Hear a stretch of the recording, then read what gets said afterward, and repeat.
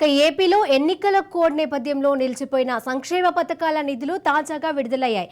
ఆసరా పథకానికి 1,480 కోట్లు, జగనన్న విద్యా దీవెన కింద సంపూర్ణ ఫీజు రియంబర్స్మెంట్ కోసం 502 కోట్లు విడుదలయ్యాయి.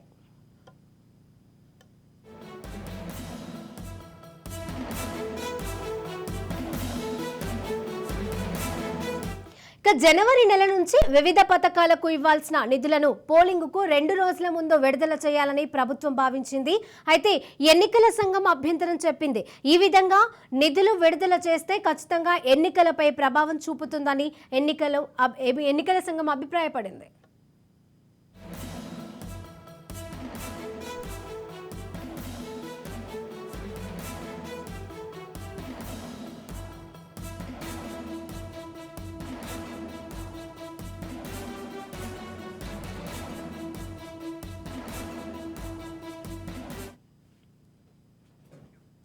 ఎన్నికల సంఘం ఇచ్చిన ఆదేశాలపై వైసీపీ సానుభూతి పరులు, పథకాల లబ్ధిదారులు కొంతమంది హైకోర్టును ఆశ్రయిస్తారు.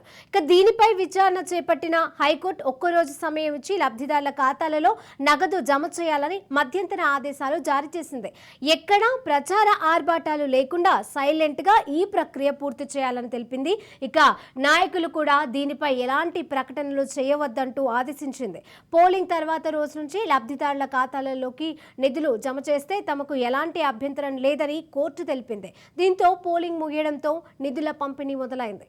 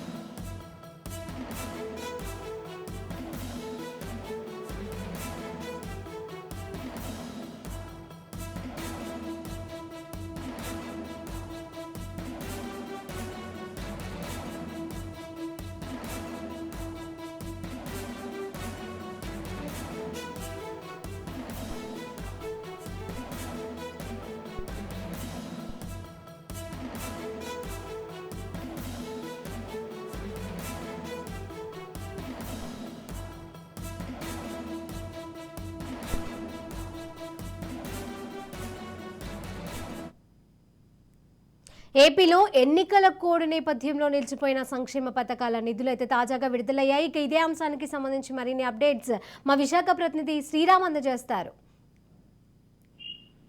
శిరీష, ఎన్నికల నేపథ్యంలో ప్రభుత్వం విడుదల చేసిన పలు పథకాలకు సంబంధించిన నిధులు ఆగిపోయాయి. ఈ నిధుల నిలిపివేతకు సంబంధించి అధికార ప్రతిపక్ష నేతల మధ్య మాటల యుద్ధం జరిగింది.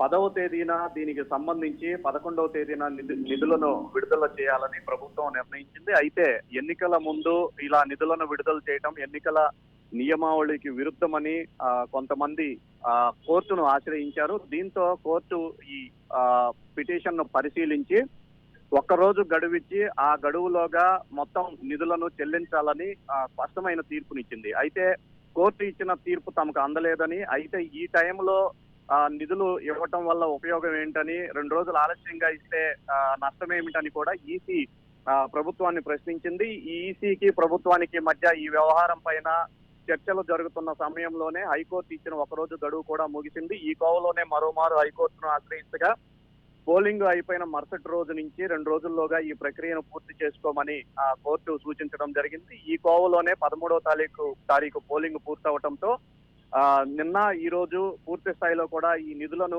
ఆయా లబ్ధిదారుల ఖాతాలకు జమ చేసే కార్యక్రమానికి ప్రభుత్వం శ్రీకారం చుట్టింది. సుమారుగా 14,000 కోట్ల నిధులు విడుదల చేసింది. ఈ కార్యక్రమాన్ని నవంబర్, డిసెంబర్ నెలల్లోనే ముఖ్యమంత్రి పూర్తి చేశారు. వాటికి సంబంధించి పెండింగ్ నిధులను చెల్లించాల్సి ఉండగా కోర్టులో జరిగిన వ్యవహారంతో కొంత ఆలస్యమైంది. తాజాగా ఈ నిధులన్నింటినీ కూడా విడుదల చేస్తూ ఆయా ఖాతాలకు జమ చేసే కార్యక్రమానికి శ్రీకారం చుట్టింది. ఈ నిధులు జమ చేసే ప్రక్రియ దాదాపుగా పూర్తయింది. మరికొంతమంది లబ్ధిదారులు టెక్నికల్ గా అందనప్పటికీ రేపు పూర్తి స్థాయిలో ఈ నిధులు వారి ఖాతాలకు జమ అయ్యే అవకాశం ఉందని ప్రభుత్వ వర్గాలు చెప్తున్నాయి. Sirisha. Right, thank you Sriram.